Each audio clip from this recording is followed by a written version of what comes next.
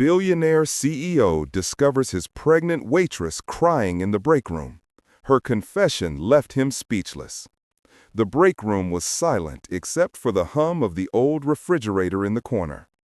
Under the pale yellow glow of a flickering fluorescent light, a young woman sat hunched on a worn couch, her face buried in her hands. Her shoulders shook with quiet sobs. She was trying to keep it together, trying not to break completely, but the weight pressing down on her chest was too much. Her dark curly hair fell around her face like a curtain, hiding her from the world. One hand rested protectively over her swollen belly. 5 months pregnant, alone, terrified. The door creaked open. She didn't look up, didn't wipe her tears. She just kept breathing through the pain, hoping whoever it was would leave her alone. Footsteps approached slowly, then stopped. A man's voice, soft and careful, broke the silence. "Hey, you okay?" Her head snapped up. Eyes red and swollen met his. She wiped her face quickly with the back of her hand, embarrassed, defensive. "I'm fine."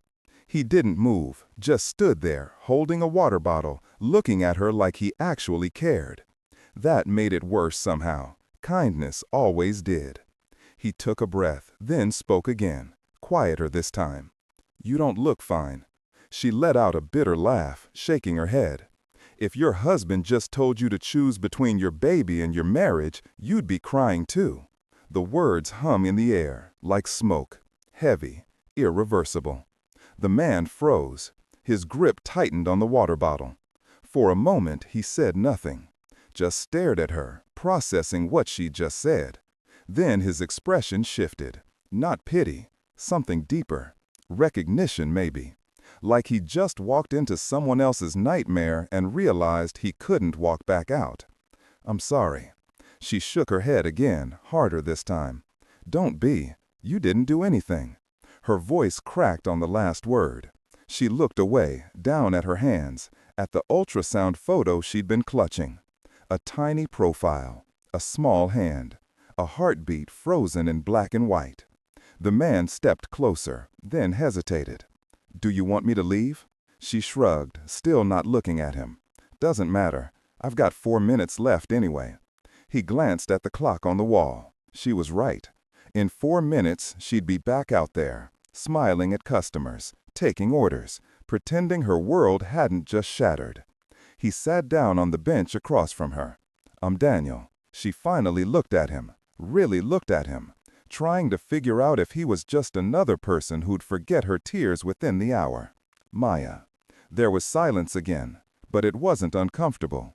It was just heavy, full of things neither of them knew how to say. Daniel leaned forward, elbows on his knees. "I didn't mean to intrude. Nobody should have to carry something like that alone." Maya's lips pressed into a thin line. Her jaw clenched. She was trying so hard not to cry again. People say that, but they don't really mean it. They just say it because it sounds good. Daniel nodded slowly.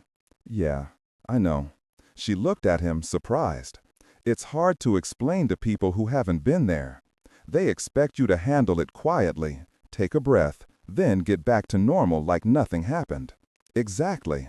Her voice was barely a whisper now. They think you're fine because you're still standing. Daniel's gaze didn't waver. "But you're not fine." Maya's face crumpled. She covered her mouth with her hand, trying to hold back the sob rising in her throat. But it came anyway. Quiet. Broken. "No, I'm not."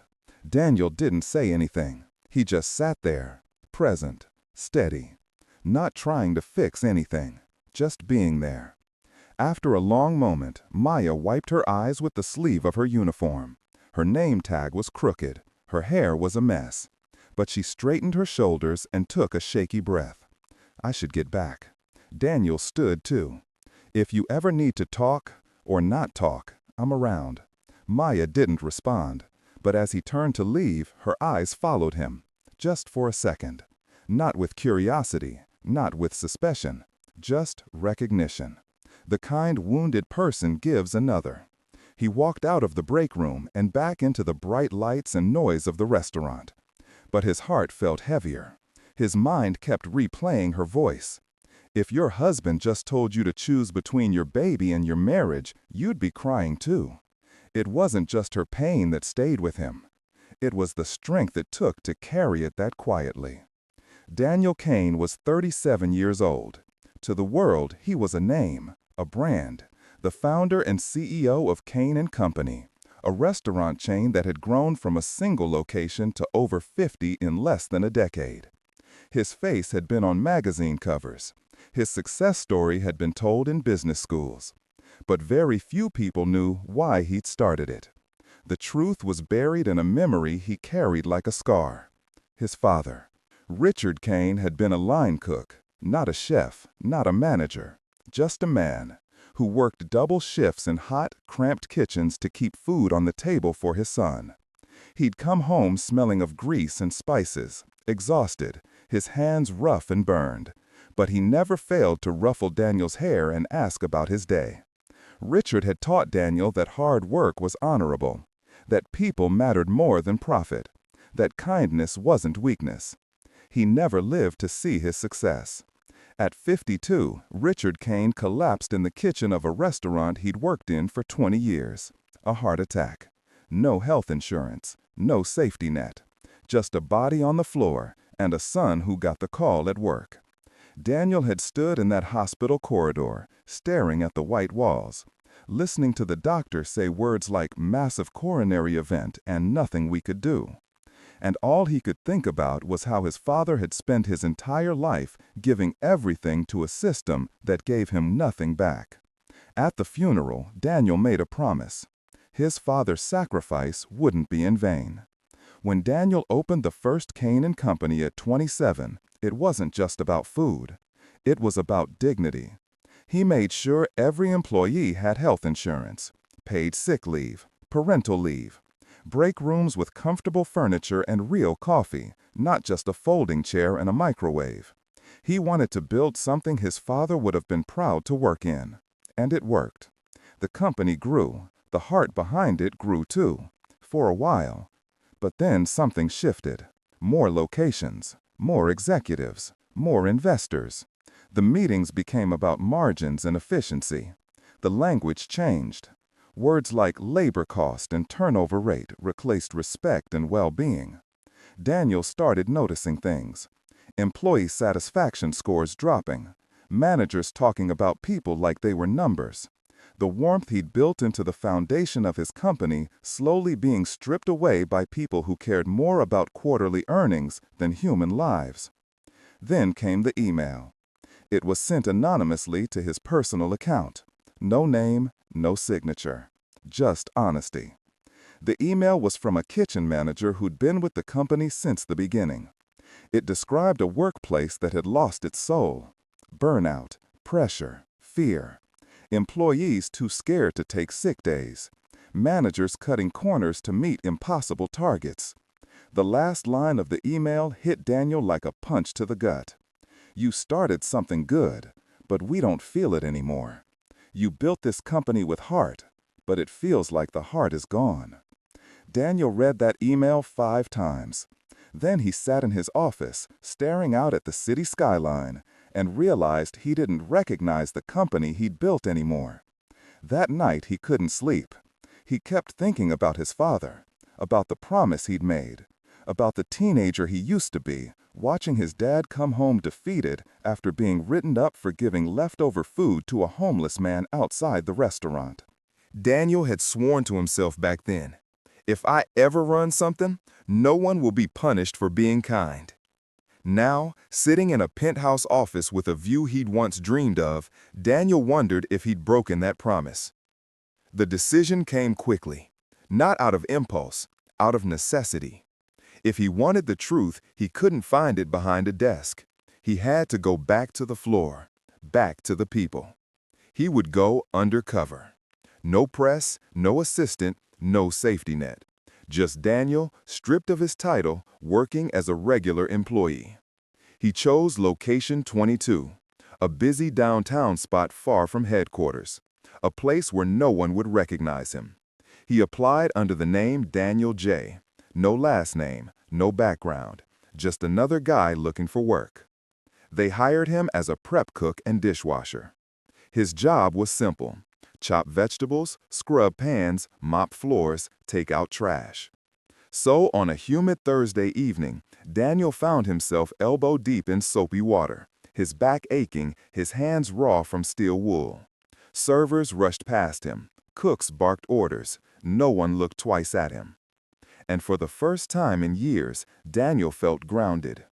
There was no corner office, no buffer between him and reality. Just him, face to face with the culture he'd created. Or lost. He wiped his hands on a towel and looked around the cramped kitchen. I made a promise, and I need to know if I broke it. The night shifts at Location 22 were quieter than the day. That was when Daniel began to see things he'd missed before. Under the dim lights, when the rush was over and the noise faded, the rhythm of the restaurant slowed into something almost human. That was when he began to notice her. Maya. She worked as a server, always took the closing shifts, rarely spoke unless spoken to. She was petite, with warm brown skin and dark curly hair she kept tied back in a loose bun. But it wasn't her appearance that caught Daniel's attention. It was her eyes. There was something in them he couldn't name. Not sadness exactly, but a stillness. Like someone who'd learned to live with something they'd never quite healed from. Maya was kind to customers, but not in a fake way. It was quiet kindness, real. Daniel watched her one night when an elderly woman came in short on cash for her meal. Without hesitation, Maya pulled a few bills from her own apron and handed them over. "Don't worry about it. It's on me." The woman's eyes filled with tears. "Thank you, sweetheart." Maya just smiled and walked away like it was nothing. Another night, a young father's toddler knocked over a glass of juice. The man looked mortified, scrambling to clean it up while his kid wailed. Maya grabbed a towel and knelt down beside him. "Hey, it's okay. Happens all the time."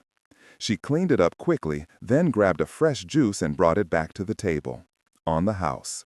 The father looked like he wanted to cry. "Thank you so much." Maya just nodded and moved on. She took shifts no one else wanted. She stayed late without being asked. Daniel once saw her help a young busser restock chairs just because the kid looked overwhelmed. She never complained, never expected praise. She just did what needed to be done. But she never smiled with her whole face. Daniel found himself watching her more than he should have. Not in a creepy way, just observant, trying to understand. Every time he saw her interact with someone, he noticed the small things. The way she gripped the edge of a table a little too long after a rude customer left. The way she turned away after a polite laugh, like she was afraid the mask might slip. One evening, he saw her walking toward the break room at the end of her shift. Her shoulders were tense. She glanced over her shoulder once, then disappeared behind the door. That was the first time Daniel wondered what she was carrying. He couldn't stop thinking about her. It wasn't romantic, not yet, but it was something deeper. Recognition, maybe. He saw in her the quiet strength of someone who endured, who kept going, not because they had the energy, but because they had no other choice. Daniel had spent 2 weeks washing dishes and scrubbing floors. His body ached in places he'd forgotten existed. But nothing unsettled him more than the presence of this woman who wore her pain like a second skin. One night, he walked past her station during closing. A customer snapped at her for taking too long with their order. "This is ridiculous. I've been waiting 20 minutes." Maya's voice was calm, steady. "I'm so sorry, sir. Let me check on that for you right now." She refilled his water and walked to the kitchen without a word. As the customer left, Daniel caught a glimpse of her face. She was still smiling, but her eyes were somewhere else entirely. That was when it hit him. Whatever pain she was holding, it was old, worn in, like a coat she'd grown used to wearing. Why does she stay here? Daniel thought. Why does someone like her choose this life? Is it really a choice at all?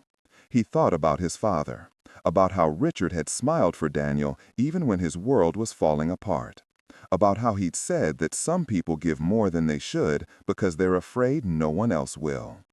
Daniel looked toward the break room door where Maya had disappeared earlier. She's not just another employee. There's something else, something I need to understand. And from that moment on, Daniel watched more carefully. Not from suspicion, from reverence. There was more to Maya than met the eye, and he could feel it in his bones. Whatever it was going to change everything. The break room door creaked as Daniel pushed open a second time that week. He wasn't looking for her, but somehow he wasn't surprised to find her there again. Maya was sitting on the edge of the couch, elbows on her knees, staring down at something in her hands. An ultrasound photo. Her back was hunched, her posture stiff, like she was trying to hold herself together by sheer will alone. She didn't look up when he walked in, but she didn't tell him to leave either. Daniel stood near the door, unsure. "I'm sorry, I didn't mean to intrude." Maya shook her head faintly. Her fingers trembled as they gripped the edges of the photo. "It's fine. I just needed a moment." Daniel moved quietly to the bench across from her and sat. He didn't want to break whatever fragile balance was keeping her from falling apart. Maya stared at the ultrasound, not really seeing it. Her voice, when it came, was low and brittle. "I've been messing up at work." Daniel stayed quiet. "Forgot 2 orders today. Mixed up table numbers. Some guy yelled at me in front of everyone. Said I was incompetent." She paused, her jaw clenched. "I couldn't even defend myself. I just stood there and took it. My head's somewhere else." Daniel wanted to say something, but he didn't. He just listened. "I asked for 1 more day off. Just 1, to go to my appointment." Her voice cracked slightly. "But the manager said if I miss another shift this month, they'll cut my hours." Daniel felt anger rise in his chest, but he swallowed it. This wasn't about him. "I can't afford to lose this job. I'm 5 months pregnant. My husband left me 2 weeks ago." She paused, took a shaky breath. "He said he never wanted kids, that I trapped him." The words came out like shards of glass, sharp, painful. "He cleaned out our joint account, took everything. I'm staying with a friend right now, sleeping on her couch. I don't know how long that'll last." Her hand shook harder. She brought it to her face, shielding herself. "I can't do this alone. I'm terrified. I don't know how to be a mother. I don't know how to pay for diapers or daycare or—" Her voice broke completely. "I don't even know if I'll have a place to live when this baby comes." Daniel's chest tightened. There were no words big enough for this. No comfort that could wrap around the weight she was carrying. Maya lowered her hands. Her eyes were red but dry now, like she'd cried so much there was nothing left. "I'm scared. I'm scared I'm going to fail, that I won't be enough, that my baby will grow up knowing their father didn't want them." She looked at Daniel, really looked at him. "I feel like I'm breaking, but I don't have time to break." Daniel nodded slowly. His voice was barely audible. "You shouldn't have to carry this alone." Maya gave a hollow laugh. "But I do. That's the thing. No one else is gonna step in. If I fall apart, everything falls apart with me." She leaned back against the couch. The ultrasound rested on her lap now. Daniel glanced at it. A tiny profile, a small hand, a heartbeat frozen in black and white. "That's them?" Maya nodded. Her voice softened. 20 weeks. A girl." Silence filled the room. The hum of the refrigerator, the ticking clock. Even the distant sounds of the restaurant faded into the background. Daniel wanted to promise her something, anything, that she'd be okay, that things would get better. But all he could do was sit there and feel the gravity of her world pressing down.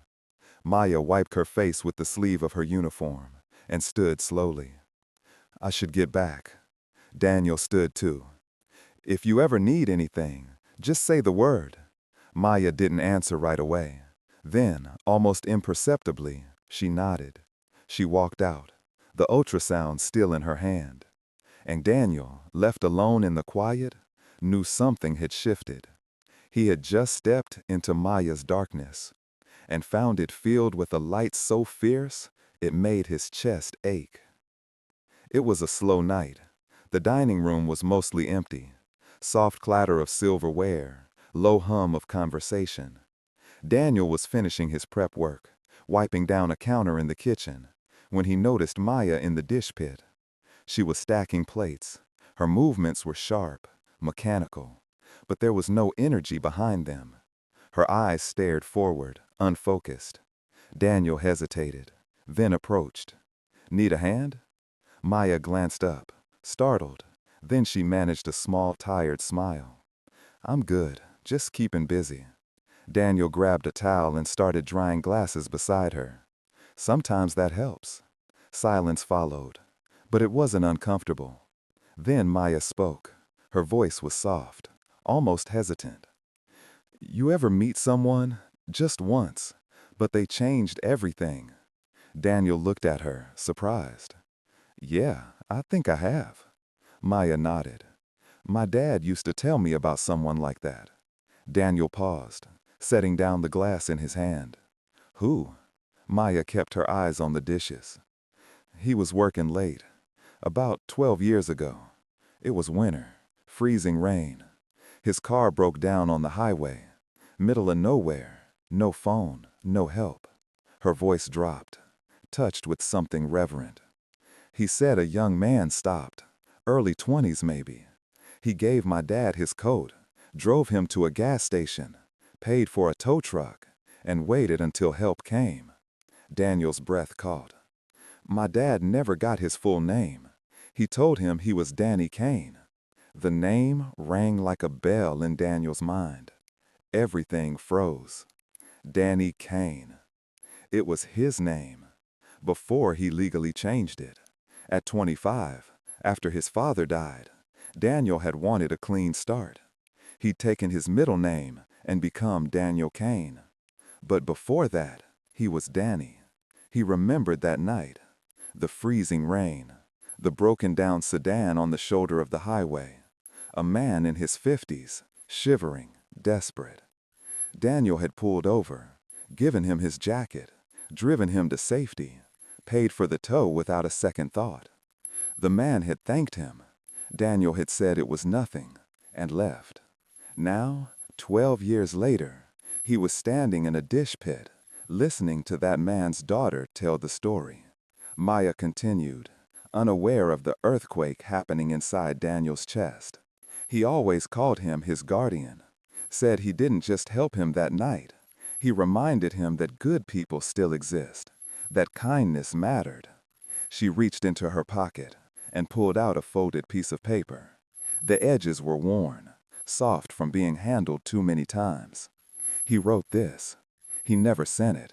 He kept it in his wallet until the day he died. She handed it to Daniel. His hands trembled as he unfolded it. The handwriting was shaky, but clear. To the young man who stopped on the highway. "You may never know what you did for me that night, but you didn't just save me from the cold. You saved my belief in people, in decency, in good. If my daughter ever meets you again, I hope she sees what I saw, a heart that didn't hesitate. If I'm gone by then, please know, you gave me more than one night of warmth. You gave me 12 more years with my family. Thank you. Marcus Rivera." Marcus. That was his name. Daniel's throat tightened. He stared at the letter, at the words, at the weight of them. He looked at Maya. The realization settled in with full force. She was the girl from that night, maybe 8 or 9 years old, waiting in the back seat of the car with a coloring book, wide eyes full of worry. Now here she was, grown, hurting, strong. And he'd been beside her for weeks without knowing. She had no idea the man standing in front of her was the one from the story. "Are you okay?" Maya's voice pulled him back. Daniel nodded slowly. He folded the letter carefully and handed it back to her. "Yeah, that's a powerful letter." Maya gave a soft smile. He believed people like him were rare, people who did good and didn't want anything back. Daniel forced himself to stay steady. "Sounds like he left a mark." Maya's eyes grew misty. He did. She tucked the letter away and stood, brushing off her apron. I should finish up. Daniel remained still. His thoughts were spinning. Was it really her? Was this woman, carrying so much pain, the same child who had once sat in a car on a freezing night, waiting for her father to come back? And if so, what did he do now that fate had brought them together again? Daniel sat on the floor of his apartment late that night, surrounded by boxes he hadn't opened in years. The dim lamp cast long shadows on worn cardboard and stacks of old notebooks, receipts, mementos, from a life that felt like someone else's. His hands moved slowly, methodically, like they were afraid to find what they were searching for. The letter Maya had shown him still echoed in his mind. Danny Kane, her father's name, Marcus, the night of the breakdown. It all lined up too perfectly. He needed to know for sure. Digging through one of the final boxes, Daniel found it. A weathered leather wallet. The edges were frayed. The leather cracked and faded. It was the wallet he'd carried in his 20s, back when he still kept sentimental things instead of digital records. He flipped it open. Old IDs, expired credit cards, a faded photo of his father. Then he found it, tucked into a hidden sleeve, pressed carefully between leather and fabric. A small card, handmade, construction paper, glitter glue. The edges were curled with time, but the image was unmistakable. A childish drawing of a superhero with a cape and a big smile. And at the bottom, written in large, uneven crayon letters, "Thank you for saving my daddy. You're a real hero. Love, Maya." Daniel froze. His breath caught in his chest. He traced the lines with his fingertips. The cape was lopsided, the face crudely drawn, but the message was clear. He remembered now. It was just a few days after the breakdown. He'd gone back to check on Marcus, to make sure the car had been fixed. Marcus had invited him into their modest apartment. The furniture was old, the kitchen smelled like cinnamon, and the walls were lined with photographs of a life built with love. Maya had been there, maybe 9 years old, a thin girl with wild curly hair and bright eyes too wide for her face. She'd peeked around the corner shyly at first, then run up to him, holding the card with both hands. "I made this for you. You're like a superhero." Daniel had laughed, flattered but unsure how to respond. He'd taken the card, thanked her, promised to keep it. And he had. Until tonight, he'd forgotten. Now, 12 years later, the same girl, now a young woman, was back in his life, broken but brave, carrying the weight of a world that had never gone easy on her. He stared at the card. A lump rose in his throat. Emotion surged through him. Disbelief, sorrow, awe. The kind of awe that comes when the universe circles back and places someone you once knew into your path again, just when you're finally able to understand why. Tears welled in his eyes. She had called him a hero. But the truth was, he'd only been there for a moment, a passing light in one of the darkest nights of her father's life. Yet somehow, that moment had mattered. It had lived on in Maya, in her father, in that letter he'd never sent. And now she was in pain, alone, carrying not only her grief, but the responsibility of raising a child by herself, working herself into exhaustion just to survive. And still, she'd kept the gentleness her father had loved, the decency, the strength. Daniel wiped his face with the sleeve of his shirt, trying to steady his breath. She remembered me, all this time. But she didn't know yet. She didn't know the man washing dishes beside her, who had listened quietly as she cried, was the same one from that night. The man she had once drawn with a cape and called a hero. The realization was overwhelming. He sat in silence, the card in his lap, heart aching in a way he hadn't felt in years. The past and present had collided, And in the middle stood Maya, not just a waitress with a sad smile. She was a piece of a promise he'd made long ago, a symbol of something he thought he'd lost in the noise of boardrooms and deadlines. He folded the card carefully and pressed it back into the wallet, but not to forget it this time. No, now it was a reminder, a guide. He looked out the window into the quiet night and whispered to the stars, "She gave me this once. Maybe now it's my turn to give something back." And with that, Daniel knew he would not walk away. Not this time. The morning air was cool as Daniel stood outside the restaurant, sipping his coffee, watching delivery trucks unload their cargo. To anyone passing by, he was just another early shift worker waiting to clock in. But inside, his mind was racing. He had a plan, a quiet one, a gentle one, a plan born not of duty, but of something far more personal. That week, Daniel set up a private support fund through the nonprofit he'd founded years ago in his father's name, still active, but now under the radar. Under the alias "from a friend of your father," he began sending weekly support to Maya's account. Each transfer was carefully timed. Healthy grocery deliveries, prenatal vitamins, maternity clothes, baby supplies. And sometimes, tucked between the items, a handwritten note on unbranded stationery. "You're not alone. Keep going." Or, "Your strength is seen, even when you feel invisible." He knew she'd be suspicious at first, but he also knew she needed to believe in grace again, in invisible kindness, just like her father once had. Then came the song. One night in the break room, Daniel had overheard Maya humming softly as she folded napkins. Just a few faint notes, almost lost in the hum of the refrigerator. But he recognized it.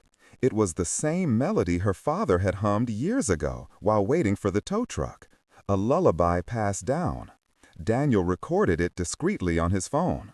Later, he sent it to a composer friend along with a simple request. "Can you make this into something she'll never forget?" The final piece arrived a week later, a delicate acoustic version of the tune, stitched gently with Maya's own humming, preserved like a memory beneath piano chords and strings. Daniel had it placed in a small wooden music box. He wrapped it carefully, added a note, "For nights when silence is too loud, he's still with you," and left it at her door. No sender. But there was one final piece of the puzzle, one he'd been holding on to for 12 years, the card. He'd kept it since the day she handed it to him, a construction paper drawing of a superhero smiling under a glittery cape. The lines were unsteady, the glitter faded, but it had been filled with so much childlike warmth, so much belief. "Thank you for saving my daddy. You're a real hero. Love, Maya." Daniel took it to a framing shop downtown, asked for museum glass, no embellishments, just preservation. At the bottom of the frame, he added a single line in gold script, "Kept always." When it was ready, he wrapped it in soft paper and had it delivered to the restaurant, addressed only to Maya, staff locker. No sender, no message. He waited in the break room as the shift supervisor handed her the package. Daniel pretended to be focused on his prep list, but he was watching from the corner of his eye. Maya peeled away the paper slowly, brow furrowed. Then, suddenly, she froze. The card stared back at her. Her own handwriting, 12 years faded, her own childlike lettering. Her breath caught in her throat. She sat down on the couch slowly, clutching the frame. Her fingers trembled as she traced the glass. Her lips parted, but no words came. Then, finally, her voice cracked through the silence. Who would keep this for 12 years?" she whispered. Daniel didn't move. He let the moment breathe. Maya held the frame to her chest, like something sacred, tears spilling freely now, unguarded. The card had returned to her, not just as paper and glitter, but as proof. Proof that someone, somewhere, had remembered her father, remembered her. She whispered again, voice breaking. How could anyone hold on to this for so long? The music box lay unopened beside her locker. The support packages still came each week. But nothing moved her like this, because this was a part of her she thought had disappeared into time. And Daniel, standing quietly just a few feet away, knew he'd given her something no amount of money ever could. Memory, validation, love, silent, unseen, but real. The days that followed felt different. Maya carried the framed card with her everywhere, in her locker, in her bag. Sometimes she'd pull it out during breaks and just stare at it, trying to make sense of it, trying to understand who would keep something like that for 12 years. Who even does that? She whispered to herself one night. Who keeps a card from a kid they met once? Daniel watched from a distance. He saw the way she held it, the way her fingers traced the glass, like it was something holy, and he knew he'd done the right thing. But he also knew the hardest part was still coming, the revelation, the moment when she'd find out the truth, and he wasn't sure he was ready for that. One evening, the restaurant was busier than usual. The kitchen was chaos, orders piling up, servers rushing, tension thick in the air. Maya was moving fast, too fast, trying to keep up, trying not to fall behind. Daniel was in the dish pit, scrubbing pans, when he heard a crash. He looked up. Maya had dropped a tray. Plates shattered across the floor, food everywhere. She stood frozen, staring down at the mess, her face pale. The head chef stormed over. "What the hell, Maya? That's the second time this week. I'm sorry. I'm so sorry." Her voice was shaking. "Sorry doesn't it? We're in the middle of a rush. Get it together." "I will. I promise."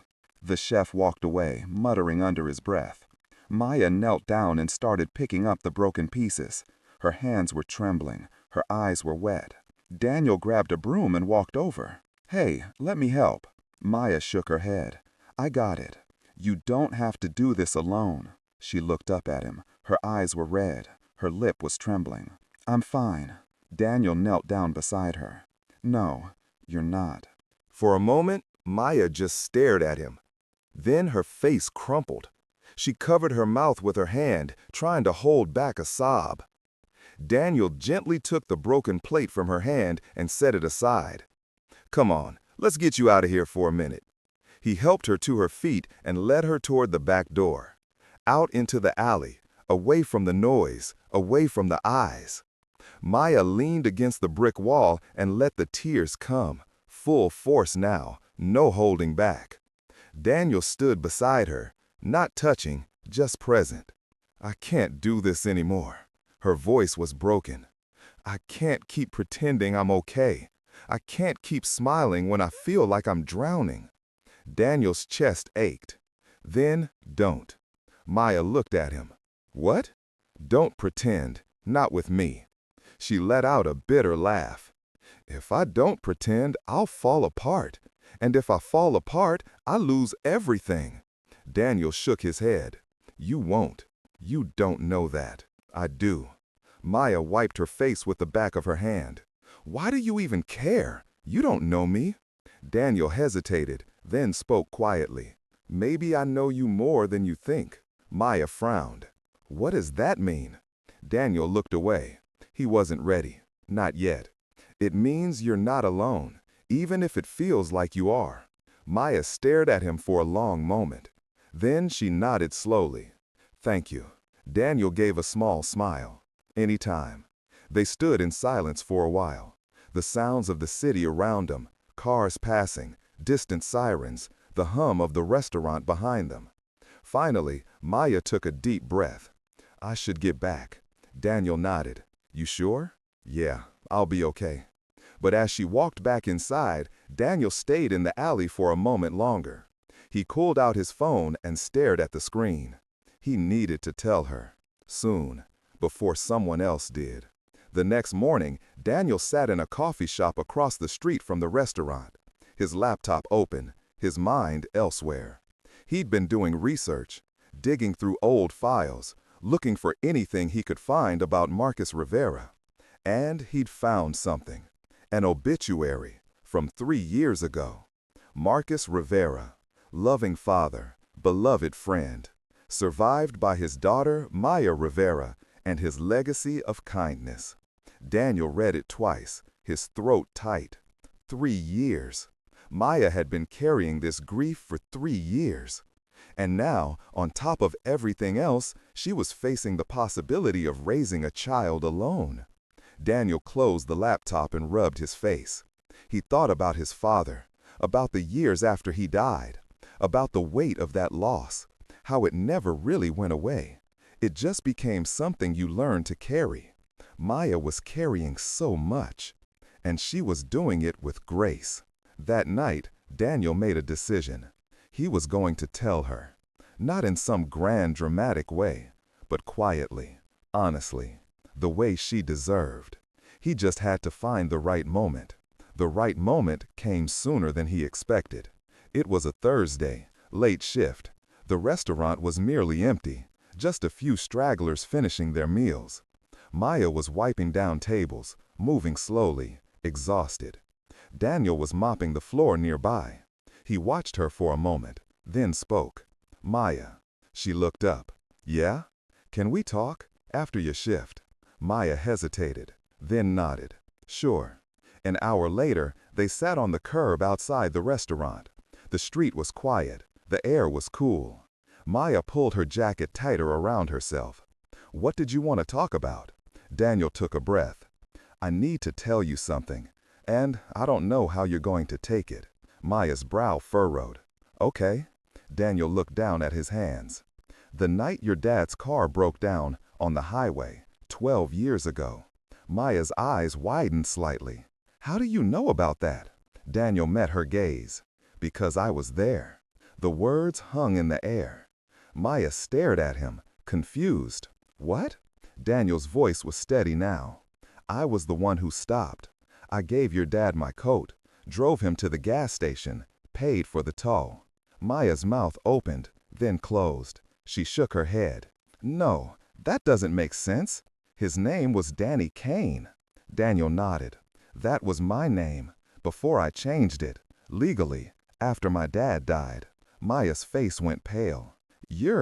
I'm him." She stood up abruptly, backed away. "This is a joke." "It's not. Prove it."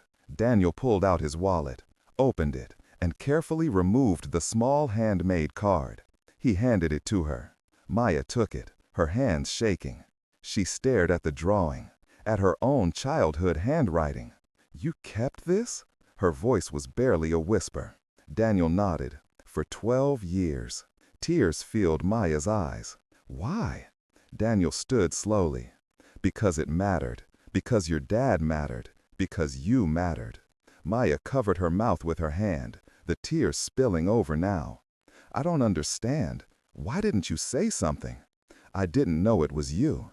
Not until you told me the story. And then I wasn't sure how to tell you." Maya shook her head, overwhelmed. "This is insane." "I know." She looked at him, really looked at him, seeing him differently now. "You saved my dad." Daniel's voice was quiet. "And now, I want to help you." Maya's face crumpled. "Why?" "Because you shouldn't have to do this alone. Because I made a promise a long time ago to never let people suffer the way my dad did. And because," he paused, "because you remind me why I started all of this in the first place." Maya wiped her face. "I don't know what to say." "You don't have to say anything." They stood in silence, the weight of the revelation settling between them.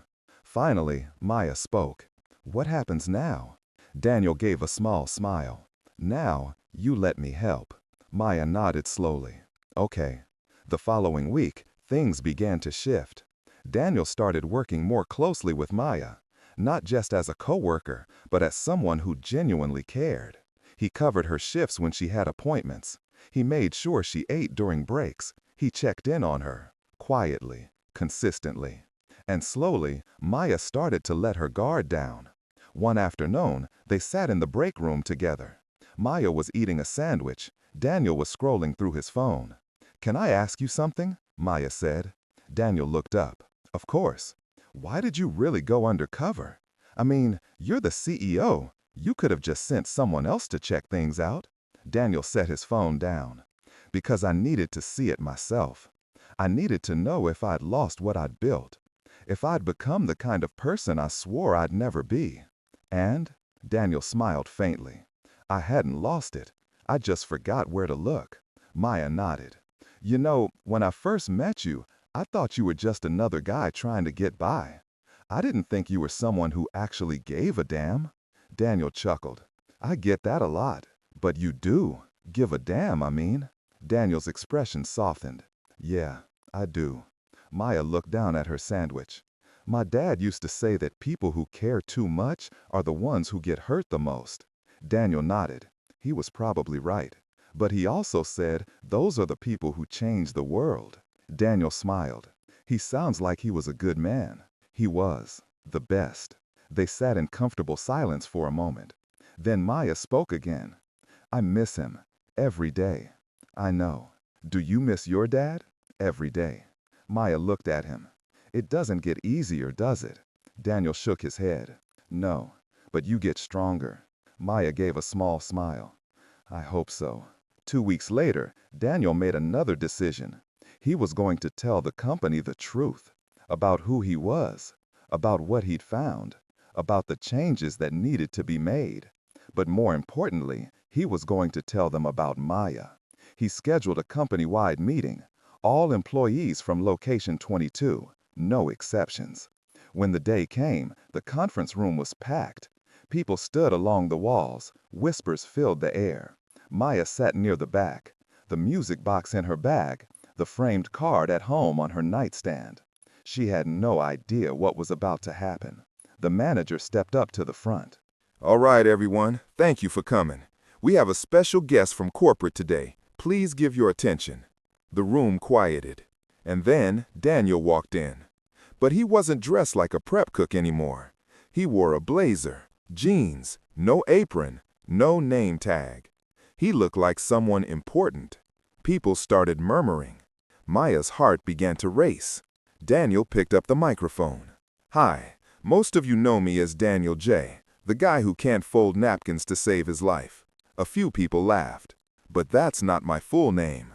The room went silent. I'm Daniel Kane. I founded Kane & Company 12 years ago. Gasps echoed through the room. Whispers exploded. Maya's face went pale.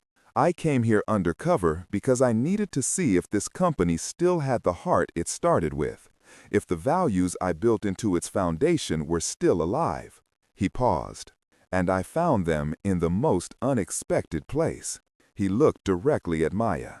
I found them in a server named Maya Rivera. All eyes turned to her. Maya felt like she couldn't breathe.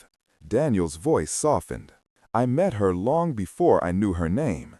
Years ago, I helped a man on a freezing highway. His car had broken down. I gave him my coat, drove him to safety, and left. He paused. That man had a daughter. She gave me a card, called me a hero. Maya's hands rose to her face. That girl is here today. Tears streamed down Maya's cheeks. Daniel continued. Maya reminded me why I started this company, why I made a promise to my father, why I swore that no one would ever be punished for being kind, for caring, for showing up. The room was silent now, everyone listening. She's been working here while pregnant, while grieving, while carrying more weight than anyone should have to carry alone. And she's done it with grace, with strength, with kindness. Daniel's voice grew stronger. From today, things are going to change. This company will prioritize people, not profits. We're implementing new benefits, parental leave, mental health support, childcare assistance, flexible schedules. Because that's what my father deserved. That's what Maya deserves. That's what all of you deserve.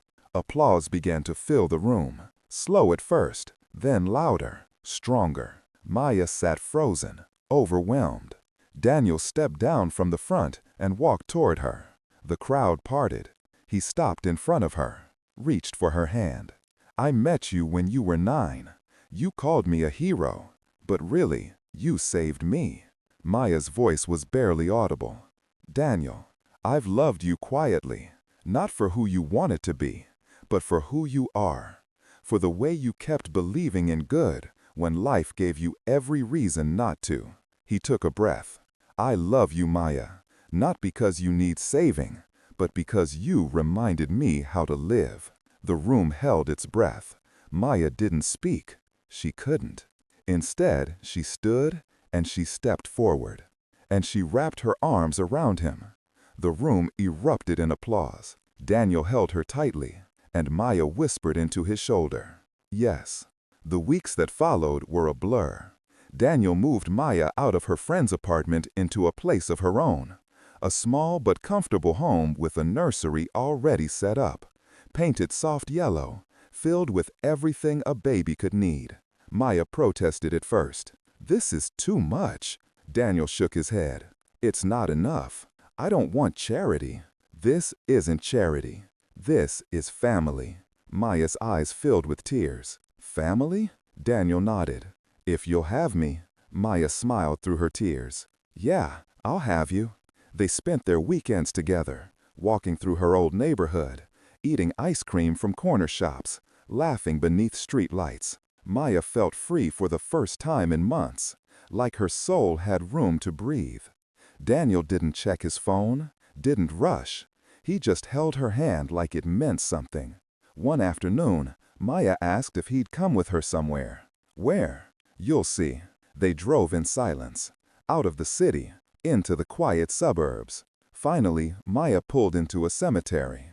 Daniel didn't ask questions. He just followed her. They walked through rows of headstones until Maya stopped. She knelt down in front of one. She gave white roses. "Marcus Rivera, beloved father, forever remembered." Daniel knelt beside her. Maya laid white roses on the grave, her father's favorite. "Do you think he knows?" Her voice was soft. Daniel nodded. "He knows." Maya smiled faintly. "I wish he could meet you, the real you." Daniel placed a hand on the headstone. "I wish I could have known him better." They sat in silence for a moment. Then Daniel spoke quietly. "I promise I'll take care of her, as long as I live." Maya looked at him, tears streaming down her face. "He would have loved you." Daniel smiled. "I hope so." They stood together, the breeze gentle around them, the flowers swaying. No more words needed, just the quiet, beautiful truth. They had found their way back to the heart. Time moved forward. Maya's belly grew. Her energy returned. Her smile became real again. Daniel was there for every appointment, every milestone, every moment. He read parenting books, painted the nursery, assembled the crib. Maya teased him. "You know you don't have to do all this, right?" Daniel grinned. "I know, but I want to." One night, they sat on the couch together, Maya's feet in Daniel's lap, the music box playing softly in the background. Maya looked at him. "Can I ask you something? Anything. Why me? Out of everyone, why did you choose to help me?" Daniel thought for a moment. "I didn't choose you. Fate did." Maya smiled. "You believe in fate?" Daniel nodded. "I didn't used to. But then you walked into my life twice, and both times you changed everything." Maya's eyes glistened. "I don't know what I deserve you." Daniel shook his head. "You don't have to deserve love, Maya. You just have to accept it." "I do. Accept it, I mean." "Good." They sat like that for a long time. The world outside quiet, the world inside full. The night Maya went into labor, Daniel was a mess. He drove too fast, forgot the hospital bag, nearly ran a red light. Maya, despite the contractions, was laughing. "Daniel, slow down. We're not in a movie. I just don't want anything to go wrong." It won't. But Daniel's hands were shaking on the wheel. When they arrived at the hospital, the nurses took over. Maya was wheeled into a room. Daniel stayed by her side. Hours passed. The contractions grew stronger. Maya's grip on Daniel's hand tightened. "You're doing amazing." Daniel's voice was steady now. "I can't do this." "Yes, you can. It hurts. I know. But you're the strongest person I've ever met." Maya looked at him through the pain. "Don't leave." "Never." And he didn't. He stayed through every contraction, every breath, every moment. Until finally, the doctor said the words. One more push. Maya screamed. And then the sound of a baby crying the room. The doctor lifted the tiny wriggling body. It's a girl. Maya sobbed, exhausted, radiant. The nurse placed the baby on Maya's chest. Daniel stood beside her, tears streaming down his face. She's perfect. Maya looked down at her daughter, her tiny fingers, her soft cries. She's so small. Daniel leaned down and kissed Maya's forehead. You did it. Maya smiled through her tears. We did it. Daniel gently touched the baby's tiny hand, and she wrapped her fingers around his. His heart broke open. Welcome, little one. They named her Grace. Grace Rivera Kane. A name that carried the weight of the past and the hope of the future. In the hospital room that night, soft light filtered through the blinds. Maya was sleeping. Grace was in the bassinet beside her, peaceful. Daniel sat in the chair by the window, watching them both. He thought about his father, about Marcus, about the promise he'd made. He thought about the card Maya had given him 12 years ago. About the letter Marcus had never sent. And he realized something. Kindness echoes. It doesn't just disappear into the void. It circles back. It finds its way home. Daniel had stopped on a highway 12 years ago, and that moment had led him here, to this room, to this woman, to this child. He hadn't saved Maya's father. Maya's father had saved him. By reminding him that people matter, that kindness isn't weakness, that love is the only thing that lasts. Daniel stood and walked over to the bassinet. He looked down at Grace, her tiny chest rising and falling. I promise, I'll be the kind of man your grandfather was, the kind of man your mother deserves. He reached down and gently adjusted her blanket. And I'll make sure you grow up knowing that love isn't loud. It's just showing up. Every single day. Grace stirred slightly, but didn't wake. Daniel sat back down, and for the first time in years, he felt at peace. 6 months later, the company was thriving. The reforms Daniel had implemented were working. Employee satisfaction was at an all-time high. Turnover was down. Culture was up. But more importantly, people felt seen. Maya had returned to work part-time, but not as a server. Daniel had offered her a position in corporate, community outreach, helping employees navigate benefits and resources. She'd accepted, not because she needed the job, but because she wanted to give back. Grace was healthy, happy, growing fast. She had Daniel's smile and Maya's eyes. Every morning, Daniel woke up to the sound of her babbling, and every night he rocked her to sleep while Maya hummed the lullaby her father used to sing. Life wasn't perfect. There were hard days, sleepless nights, moments of doubt. But there was also love, and that was enough. One Sunday afternoon, they drove back to the cemetery. It was Father's Day. Maya carried Grace in her arms. Daniel carried the flowers. They stood in front of Marcus's grave, the three of them. Maya knelt down and placed the roses gently on the ground. Hi, Dad. I brought someone for you to meet. She lifted Grace slightly. This is your granddaughter, Grace. Grace cooed softly. Maya smiled through her tears. She's got your stubbornness and your kind heart. Daniel knelt beside her. He placed a hand on the headstone. I wish I could have told you in person, but I'm going to take care of them, both of them, for as long as I live. Maya looked at him, her eyes full of gratitude, of love. He already knows. Daniel nodded. Yeah, he does. They stood together, Grace nestled between them, the sun warm on their faces, the breeze gentle. And in that moment, everything came full circle. A promise made on a freezing highway, a card drawn by a child's hand, a letter never sent but always felt. And now, a family, not bound by blood, but by something stronger, kindness, love, and the quiet belief that people are worth showing up for. Maya looked at Daniel. "Thank you for everything." Daniel smiled. "No, thank you for reminding me why it all matters." Grace reached up and grabbed Daniel's finger. He laughed, and Maya leaned her head on his shoulder. They stayed like that for a long time. Three people standing in a cemetery, honoring the past, embracing the present, and believing in the future. Because sometimes the people we think we're saving end up saving us. And sometimes love doesn't announce itself with fireworks. It just shows up. Quietly, consistently, every single day.